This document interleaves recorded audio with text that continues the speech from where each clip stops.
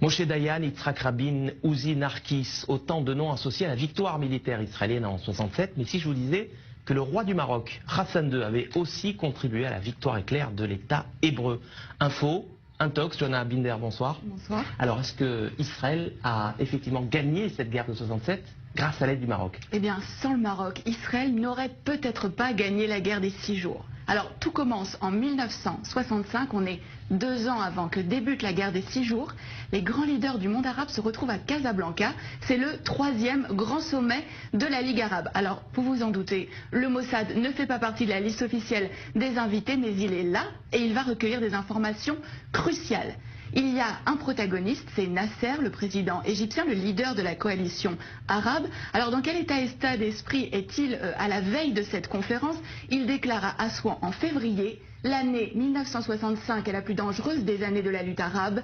Israël prétend que les Arabes s'apprêtent à perpétrer une agression. Cela signifie qu'Israël a l'intention de nous attaquer. Nous devons donc être prêts à riposter. En septembre, donc quelques mois après, a lieu ce sommet de la plus haute importance. À l'ordre du jour, l'état des forces armées des pays de la Ligue arabe, avec cette question: sont-ils prêts à faire la guerre contre Israël? L'autre homme clé de cette histoire, c'est Hassan II, le roi du Maroc. Il va permettre aux renseignements israéliens de connaître ses ennemis.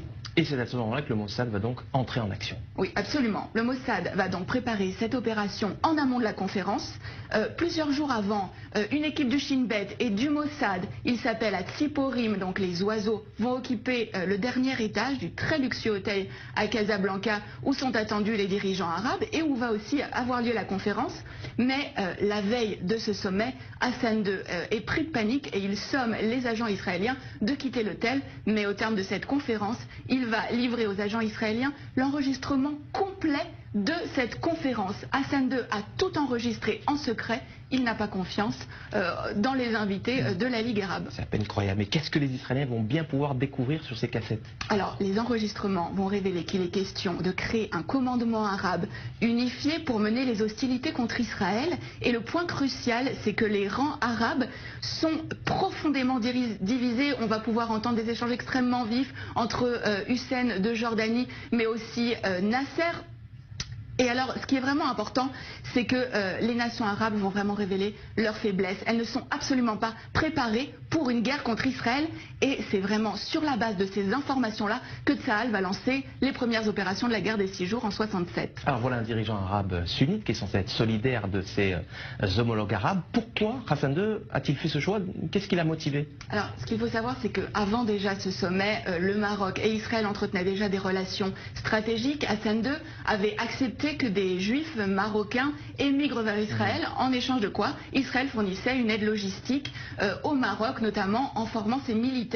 Et suite à cette opération, qui a vraiment été considérée comme le fleuron des renseignements israéliens, Israël est en dette vis-à-vis du Maroc. Seulement un mois plus tard, en octobre, cette dette a un nom, c'est Mehdi Ben Barka, le plus farouche opposant d'Hassan II.